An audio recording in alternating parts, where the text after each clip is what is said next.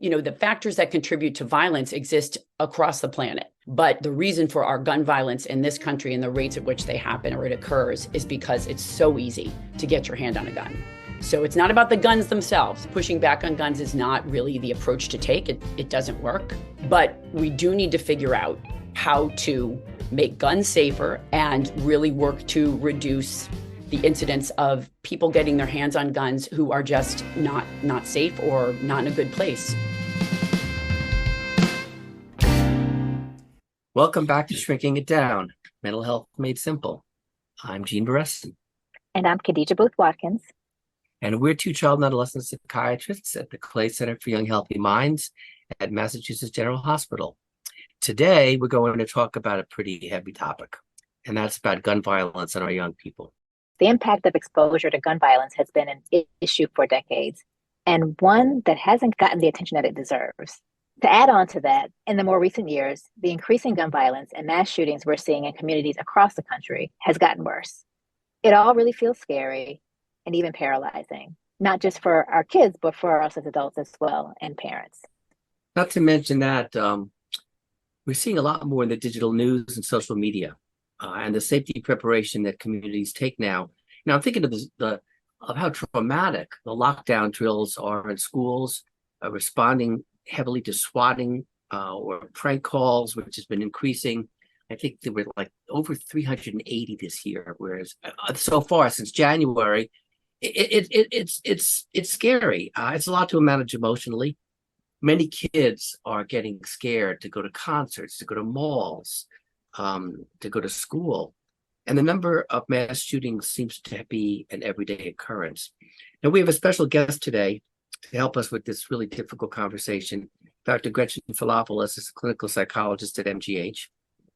Dr. Felopulos specializes in neuropsychological and psychological assessment for kids, adolescents, and young adults. And among her other roles, she's assistant professor in psychology at Harvard Medical School and the education and training lead for the MGH for gun violence prevention. I might also add that she's contributed more than once to the Clay Center website. In fact, we have a blog that you wrote for us. So welcome, Gretchen. Thank you so much. So nice to be here. Though I do have to say I look forward to the day that these conversations aren't necessary. But for now, wonderful to have the chance to talk about it together. So before we get into discussion, can you tell us a little bit about your role in the MGH Center for Gun Violence Prevention and your interest in gun safety measures? Sure. Well, I would say my interest really probably was sparked, I guess, for lack of a better word, in 2012 with the Sandy Hook Elementary shooting. At that point, I'm a mom of 5, and at that point, I had some of my kids were elementary school age. Of course, being a child psychologist, this hit home in terms of the impact I was seeing on, kids and families reeling from that. I was also a part-time school psychologist at the time and was, of course, having to work with the staff and students on trying to process this. And I think ultimately the shooter himself, in many, many ways, resembled a lot of the kids that I work with and see for evaluation. So on all fronts, I was really alarmed by that. And that, I think that really kind of tipped me over in terms of finally motivating me to do something. And fortunately, I was able to find at that point the MGH Coalition for Gun Violence Prevention, which eventually received funding in 2019 to become a center. So our mission is really sort of 3-tiered, and my sort of 3 pillars, really. So research, training and education, and then community engagement. So my particular roles and interests at the center are around doing teaching and training with incoming residents and interns and staff who are interested in the MGB system, as well as now outside. We work with Boston University grad students, and we're now consulting to hospitals nationwide. We're working with Dell Children's Hospital in Texas, helping them develop their own training and education program, basically working on bringing the conversations of firearm safety and gun violence prevention to the office, to clinical care. So training healthcare professionals on how to talk with people about gun ownership and how to store guns safely, as well as other measures. And Otherwise, the community engagement piece is kind of my favorite piece too, where we do a lot of work with community partners around kind of building the bridge between sort of our being having some of the resources, but not necessarily being credible messengers ourselves as a group of mainly white physicians and other healthcare providers, not necessarily being or feeling appropriate to kind of walk in and say, hey, here's what we know, here's what you should do. That's not cool, and that doesn't work. But with community partners and building bridges in that way, we've done some really cool projects, which probably a whole other podcast. But just shouting a few out, the Peace Institute, just an outstanding organization in Boston, Boston Uncornered, which is a sort of a reentry program as well as an incarceration prevention program, teen empowerment, awesome group. So many programs out there, but that's a really kind of wonderful and exciting thing that we're doing there at the center as well. Well, we feel so fortunate to be able to have you here with us at MGH and spend this time with us. And I too wish that we didn't have to keep having this conversation. And it is getting, it seems like harder and harder to have conversations with our young people about it, and about safety and their anxieties around it. But before we get into the emotional angle of this, which we will have to come back to, I want to start with a little bit of, I guess, background and context around why gun violence is such a huge public health issue here in America and where we're seeing it play out most, how it's collectively impacting our kids and our communities. Sure. So, it's interesting because, and Jean and I have talked about this before, where, the causes of gun violence get sort of, there's various sort of theories, and not any one of them is necessarily wrong, but you'll hear like, oh, it's the mental health crisis in our country, or it's, it's racism, it's an equity of resources or access to resources, it's lack of opportunity, lack of education, various theories like that. But ultimately, every place internationally, those things are going on, right? Those factors exist pretty much everywhere. What's the difference here? Because this is a uniquely American problem. It's amazing the extent to which our numbers outdo, it's as if it were a competition, other similar countries in terms of, sort of socioeconomic status and other factors. And really the big issue, the big thing is easy access to guns. So we have roughly 400 million guns in our country, and we have 328 million people. So we have more guns than people, which is a huge problem. And so, the factors that contribute to violence exist across the planet. But the reason for our gun violence in this country and the rates at which they happen or it occurs is because it's so easy to get your hand on a gun. So it's not about the guns themselves. Pushing back on guns is not really the approach to take. It doesn't work. Guns are part of the American culture. They're in our Constitution in terms of having a right to own them. But we do need to figure out how to make guns safer and keep them in the hands of responsible gun owners and keep them safe when they're in households, and really work to reduce the incidence of people getting their hands on guns who are just not safe or not in a good place to have one. So that's kind of the angle. We work from a harm reduction perspective, or like to talk about it that way, but yeah. So to take that, to dive a little deeper dive into that, you mentioned that there are many causes like that people blame, like mental health, social media. But what about I totally agree that if you look at the charts, I mean, the number of guns we have compared to any other country in the world is just unbelievably huge. But what about the phenomena of copycat phenomena through social media? I mean, we've determined, I think, fairly substantially that among teenagers, that when there's a sensationalized suicide, either with a celebrity or in a narrative, that there's a 2-week window of a copycat phenomenon. And I know that a lot of folks who are dealing with violence, homicides in particular, have wondered about whether or not a similar process occurs with guns. Could it be that there's copycat phenomena analogous to suicide and easy access, and that's a bad formula? Sure, absolutely. And I think, again, social media has made it so much easier to learn about and kind of hyper focus on a mass shooting, for example, so that the those who might be predisposed to getting overstimulated or wanting, to sort of, I don't know, get the attention, whatever would be motivating that person. It's very easy to do what they call siloing now, which is just becoming fully immersed in the media coverage and the backstories and the victim stories that surround a mass shooting. And so it would be easy for someone to sort of feed that impulse or that urge with all of the exposure that these events receive. And, the interesting fact is that mass shootings, including school shootings, really, they represent only 1% of the gun violence in our country. And so that's one of the things that I think, in sort of talking about this, it's really important to remind our kids and ourselves, because it is terrifying when you see the news and there's at least one mass shooting every day, right? Not all of them receive coverage, but when you think about it statistically, it really does represent a very, very small threat. It's hard to see it that way. Where the real threat lies, believe it or not, is the risk of gun-related deaths due to suicide.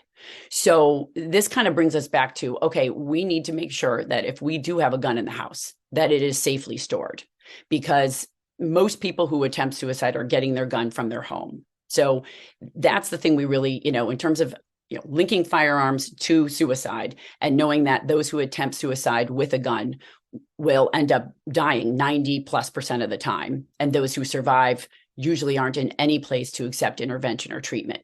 That we really need to focus on, obviously, the mental health aspect of that, but from a very sort of practical perspective, making sure a gun in the home is stored unloaded and stored and locked in a separate place, and the ammunition stored and locked separately is sort of the ideal, so that, we're minimizing the chances of someone getting a hold of that gun on impulse. That's something to really kind of emphasize. I mean, the primary way in which people attempt suicide is by intentional overdose. So that is the most common way in which people attempt it, but the most lethal now it continues to be guns. And so, and suicide by gun represents 50 to 60%, depending on the year, of all firearm related deaths in our country, pretty consistently between 50 and 60% every year. So we have around 50,000 deaths a year due to firearms, of which at least half to 2/3 are related to suicide. So higher risk populations include, more and more kids in communities of color.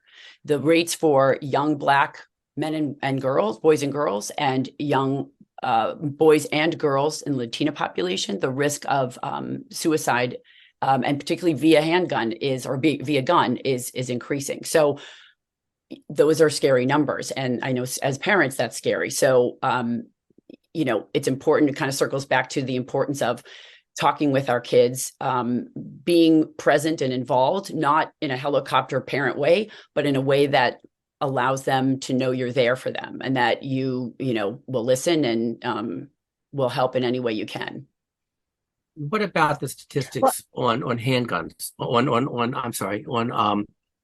homicides, in particular gang violence? Because that used to be the number one cause of death among African American youth, 14 to 24 or something. Yep. Is that still the case, that access to firearms among gangs is a major cause of death? Well, gangs are a part of that, but yes, it continues. The statistic continues that the number one cause of death for Black men, males, youth and adult males in our country is gun violence. So 1 to 2% might be, so 1 to 2% of gun violence related deaths are police shootings. Now, certainly those aren't all Black men or Black boys, but quite a high percentage of those are. Certainly there is city related, street related violence, may not all be gang related, but that certainly does account for a high percentage of those homicides.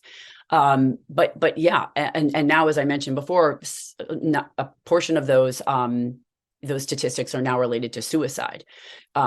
So, but yes, absolutely. That's a stat that's been present for, a number of years, that Black young men and adult men are at much greater risk. I think Black men are 10 times more likely to be killed by a gun than other men in our country. So, yeah. One huge question that I think is at the top of so many parents' minds, and it's a really a raw emotional one. And it brings me back to the earlier kind of comment that I made about how the heck are we supposed to have these conversations with our youngsters? Um, how are we supposed to talk to them about the threats in the community and at school and in kind of public places such as the supermarket and the mall when it really does feel so pervasive? And I know it really, in the grand scheme of things, it's still such a rare occurrence, but with media and the news and online, it feels like it's happening all the time. So how are we supposed to kind of reassure our kids about their safety in a world that even to us as the adults and the parents feels unsafe and insecure? I know Right. that's not the easiest question, but Right. No. And, and there's not a one size fits all response because very unfortunately, not all communities have the same level of gun violence going on. So, for example, right in Boston, there are communities that have gunshots fired every day. So you have kids, if not witnessing gun violence, you have them exposed to gun violence on a regular basis, right? And the ramifications of that are huge, and the impact on learning, let alone a general sense of well-being and security and safety, is enormous. So the ability for parents of those kids to reassure them that you're safe, nothing's going to happen, school shootings are rare, that's something we can generally speak to uniformly as parents in terms of the rarity of a school shooting. But in terms of the rarity of gun violence on an everyday basis or in our community, that has to be acknowledged in different ways in different communities. And I wish there were different ways in which we were able to advise our kids. But I know my friend who her family lives in one of those communities and said she had to tell her kid every day, make sure you keep your hands out of your pockets. You don't put your hood up on your hoodie. You don't make eye contact unless you know the person. Rules that just, to me, it's tragic and sad, but yet those are the street rules. And another mom in the community makes sure she drives her kid everywhere possible. She's like, I don't want him walking.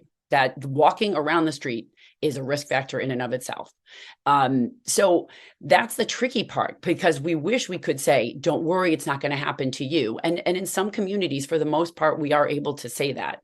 But in others, no, it's not the case. And so, this is where we hope that we here in Boston in particular start using more of the community violence intervention programs that have been piloted in Chicago and in California and have been really successful. And we do have several. We have ROCA, which is amazing.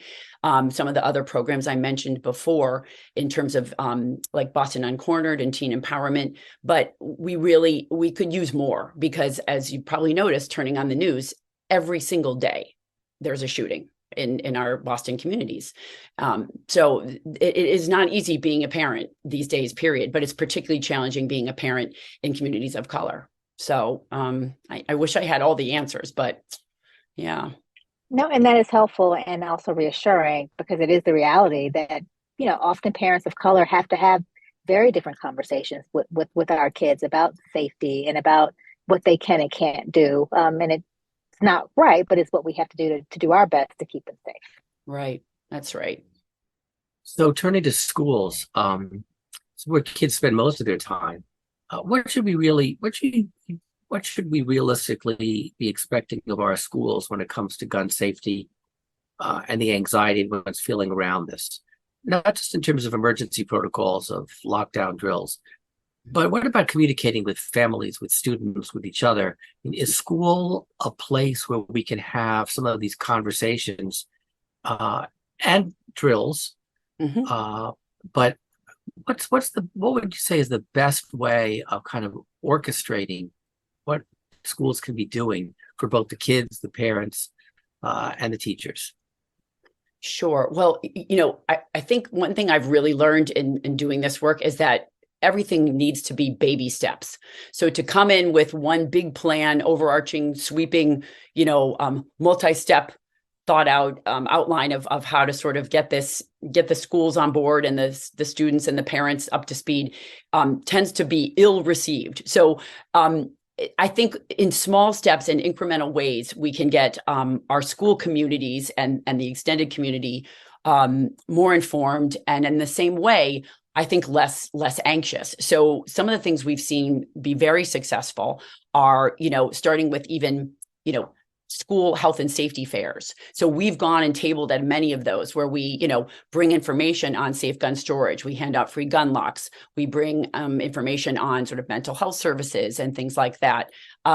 Also, I think, the way in which the drills are handled, we are working on sort of talking with schools about prep and process. So prepping the staff, the kids, the parents, and letting law enforcement know that you are about to run a drill the next day or 2 days from now. But the date is important because, there are kids who, and before they realize it's a drill, will call the cops, and that becomes what looks like a swatting. So some of the swatting incidents have actually been lockdown drills where kids have called the police and there hasn't been a gun, but there's a whole emergency response.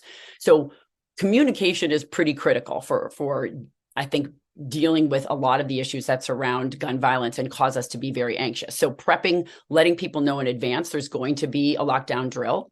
There actually are some really good books out there for teachers, parents, guidance counselors to be reviewing with younger kids on sort of how to understand a lockdown drill. They use like superheroes and basically, sort of some metaphor that I think de-escalates the sort of intensity a little bit while also teaching them the necessary steps and rules to follow. But I think, we need to let everyone know this is going to be happening without worrying about, are we losing some value to the drill by there not being spontaneity? No, we're not. We are actually working toward reducing a major reason there's such anxiety among our young people, which are these drills. I mean, there are emerging studies coming out of, looking at kids pre and post the introduction of lockdown drills and, sort of getting all the other factors off the table. It looks like that is, of course, a huge piece of what's on their mind and a kind of constant worry that, these drills kind of create for them. So we need to not only prep everybody, we also need to build in time to process. So you don't just have a lockdown drill and be like, okay, back to school, back to life. That doesn't work well for people. We need a space and some time set aside to debrief and to talk about the emotions that were stirred up. We need to ground people in the reality that this is really rare. Okay. We do fire drills 2 or 3 times a year. Have we ever had a fire in school? Almost every school will say no. All right. So we do a lockdown drill maybe twice a year. Same kind of thing applies, but we know it makes everybody feel better if we're prepared for an emergency.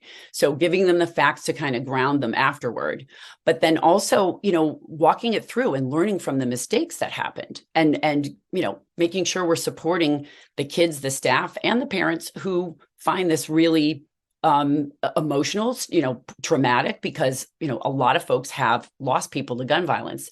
And this is very, for lack of a better word, triggering. So those are certainly some steps that schools can do. There's a really big step eventually schools, I think, might be shifting to. They're mandated in 9 states right now. They're called threat assessment teams, which we generally agree is a horrible name. I would love them to be called community safety teams, but essentially it's where the school system, so relevant staff from the school system, providers in the community, church leaders, and let's say health centers in the community, representatives, trustworthy law officials and rescue squad officials, a group of parents, all come together and form this kind of team task force with the goal of not just sort of reducing gun violence, but almost like a big safety net where everybody is kind of looking out for each other, and there's a protocol for what you do when you have concerns around a student with mental health concerns, a family that seems to be at risk, substance abuse stuff. So certainly not just related to gun violence threats, but the schools that have put these in place, the emerging research coming out is really impressive. 99% of the kids, parents, and staff report an increased sense of safety and security and reduced anxiety. And I think 1% of the threats made were actually followed through on when a school community has a TAT, a threat assessment team. So, and the really important finding, because of course I was worried about this, is there sort of profiling of particular students or families when we have a threat assessment team in place in a school community. And in fact, they did not find disparities in that regard. So it isn't like there's profiling based racial profiling or, particular kids are singled out for various reasons. That really doesn't seem to be occurring, at least in the ones studied. But that's something I think is really encouraging. And there is a formal protocol that's endorsed by the FBI, the Federal Bureau of, I'm going to get this wrong, but safety and something. So it's endorsed by, those that know the safety stuff. And so it's looking pretty promising. We just need to change that name. So, what about SWAT? I mean, I've been a little bit concerned about swatting. And for the listeners that don't know, swatting are false threats of gun violence, of a school shooting. Do these teams actually diminish? So because swatting is like going into a theater and screaming fire, right? Oh, I mean, yeah.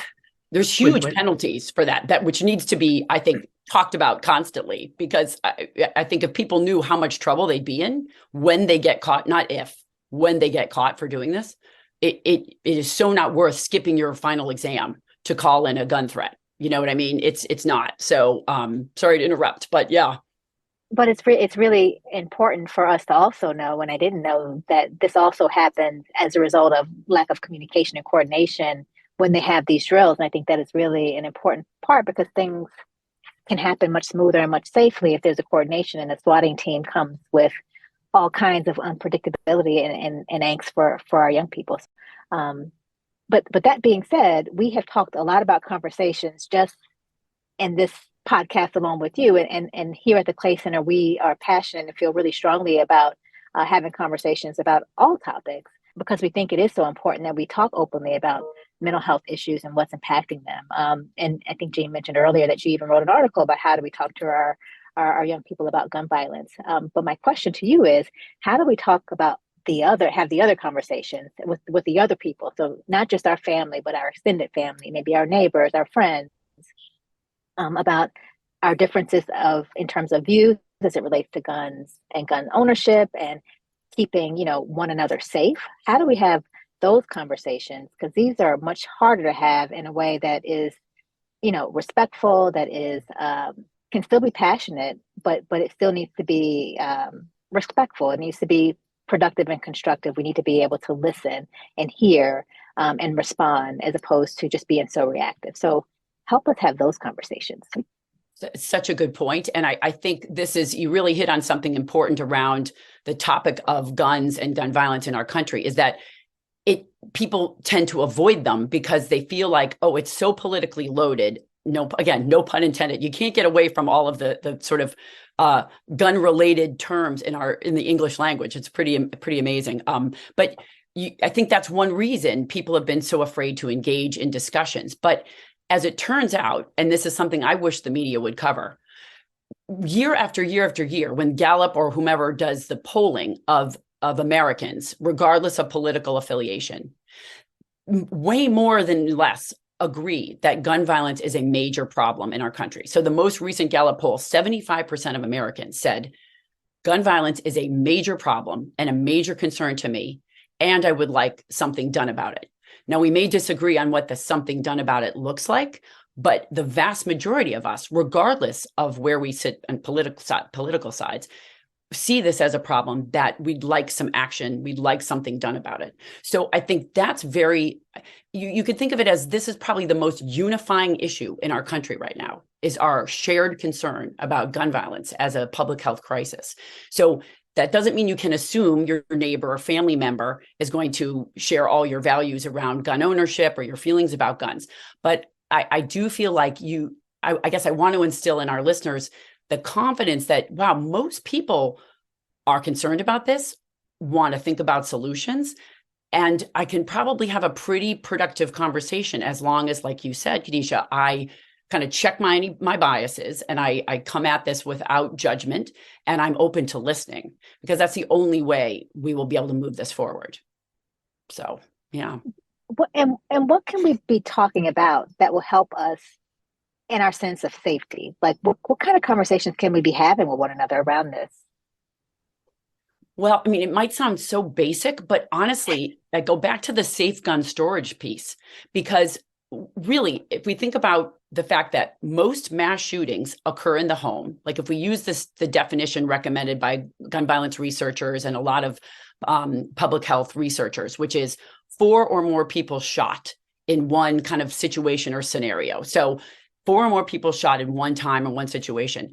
If you use that definition, 61% of mass shootings occur in the home.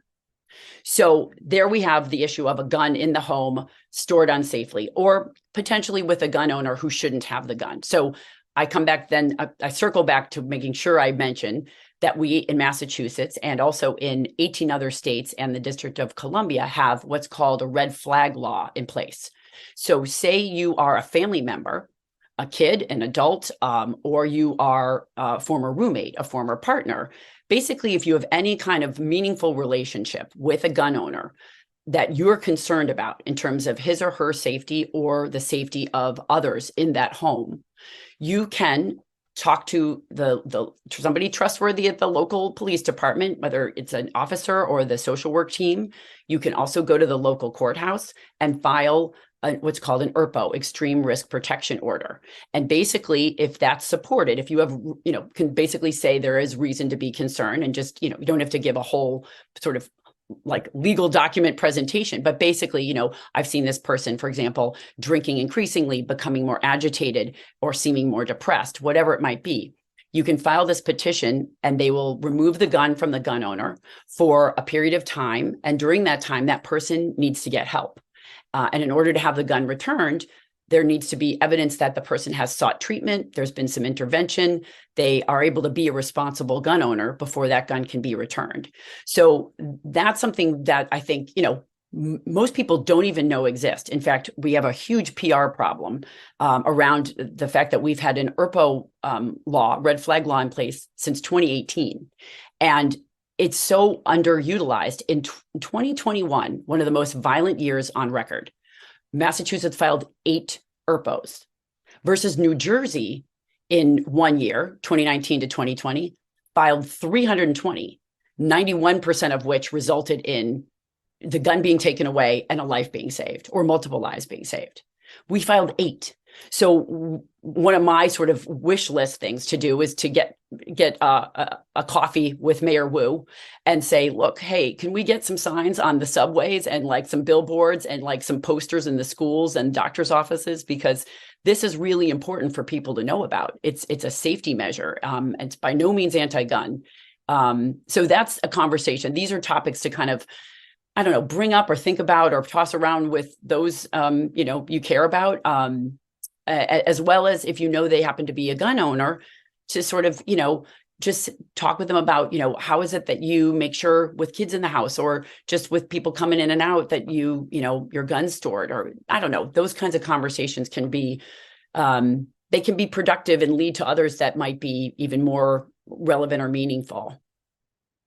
We just have to remember our civility for one another and that we ultimately all want the same thing. Exactly. Hopefully. Exactly right. That is absolutely should be the goal. Right. Yeah. So I want to before we close up, I wanted to spend a little bit of time talking about activism around gun safety and gun violence prevention.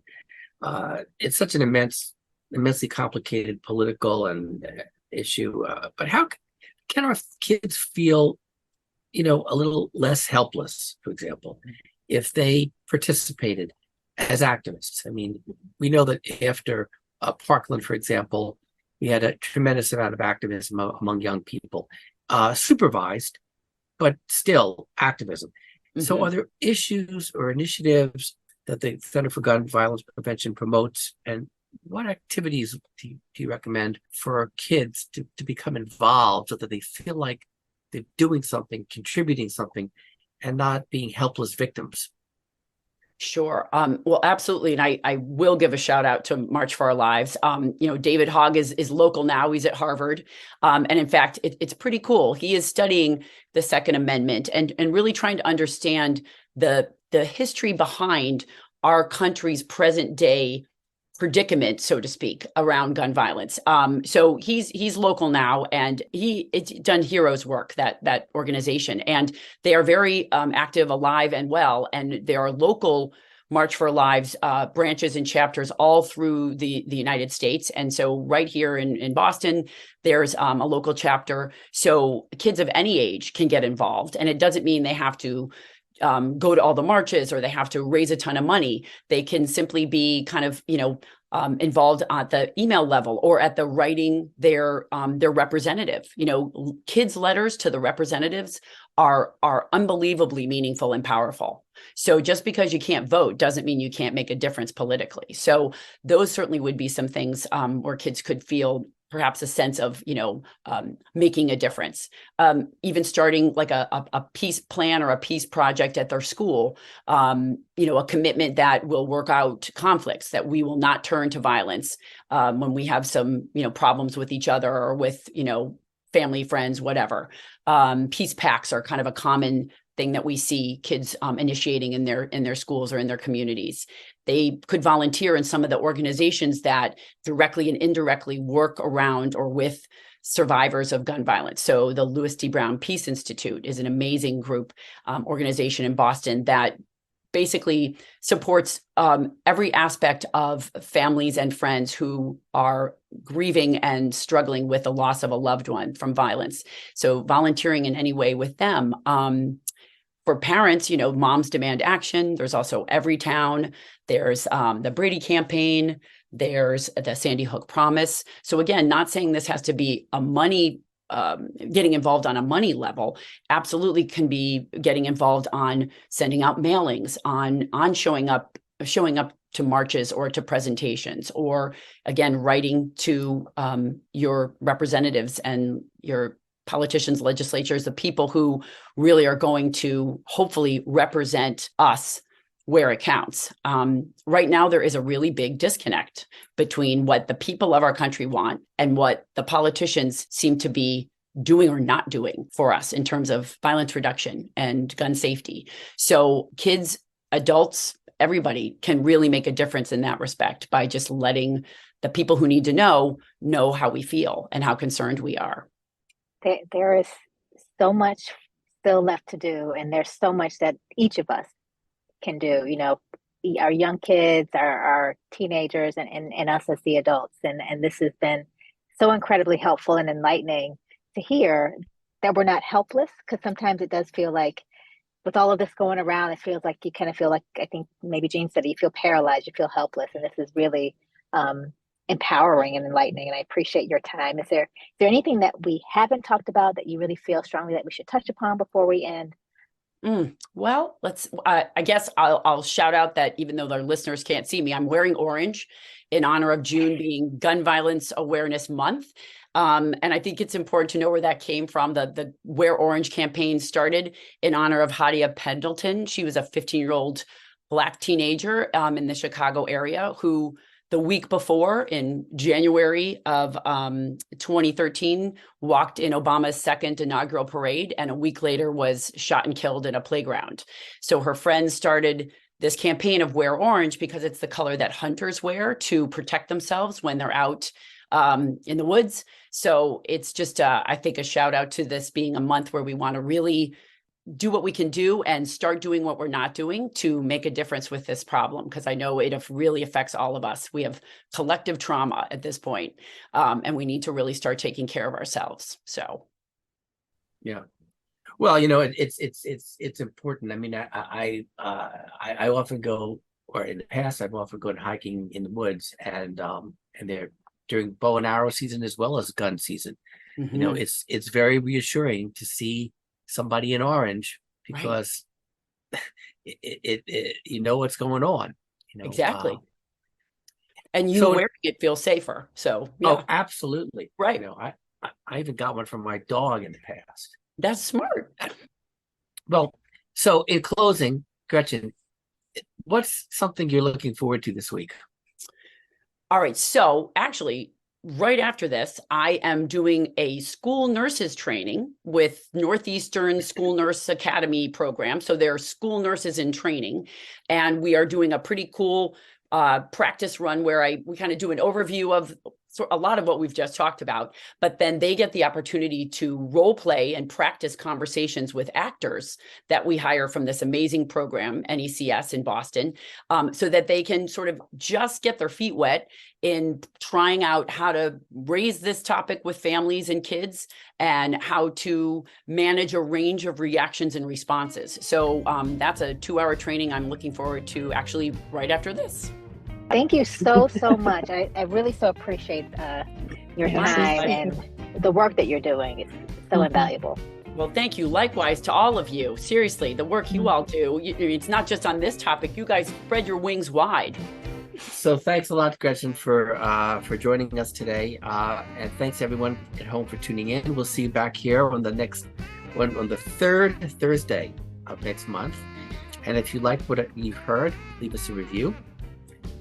We hope that our conversation will help you have yours. I'm Gene Barresso. And I'm Khadija Booth Watkins. Until next time.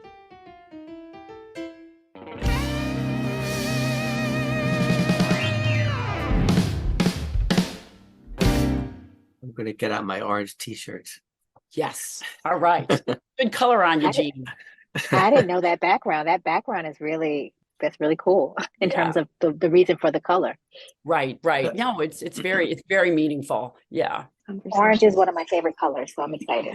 I love it too. I just don't have much. And of course I have 2 sweatshirts and it's too hot to wear those. So yeah, but an excuse to go shopping. Yeah.